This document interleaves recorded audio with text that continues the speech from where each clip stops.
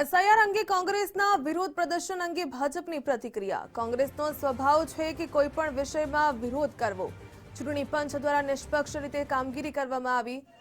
ભાજપના મુખ્ય પ્રવક્તા અનિલભાઈએ કહ્યું કે અગાઉ 13-14 વખત દેશમાં એસઆઈઆરની પ્રક્રિયાઓ થઈ ચૂકી છે। બિહારમાં પણ કોંગ્રેસે વોટ ચોરીના આક્ષેપો કર્યા હતા। કોંગ્રેસ ધરણા પ્રદર્શન કર્યા સિવાય ચૂંટણી પંચમાં રજૂઆત કરી। કોંગ્રેસ પાસે જ વિધાનસભામાં બીએલએ કાર્યકર્તાઓ નથી। હું કોંગ્રેસના નેતૃત્વને અને એના ચૂંટાયેલા પ્રતિનિધિને વિનંતી કરું છું કે આપ કલેક્ટર ઓફિસે જુદા જુદા પ્રકારના ધરણા કે એવા કાર્યક્રમ કરવાના બદલે વાસ્તવમાં આપની કોઈ ફરિયાદ હોય તો આપ ચૂંટણી પંચ સમક્ષ રજૂ કરી શકો છો।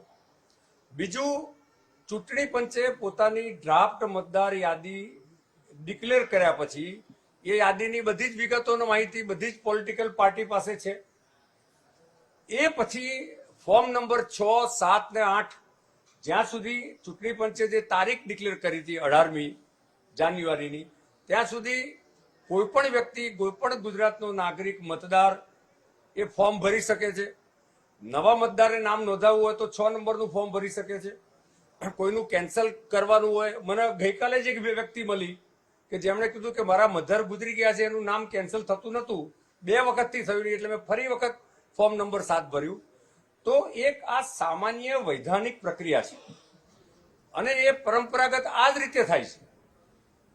કોંગ્રેસના મિત્રોને જો આની ખબર ન હોય તો એમણે ફરી એક વખત જે લોક પ્રતિનિધિત્વ ધારો છે એની અંદર ઉતરવાની જરૂર છે।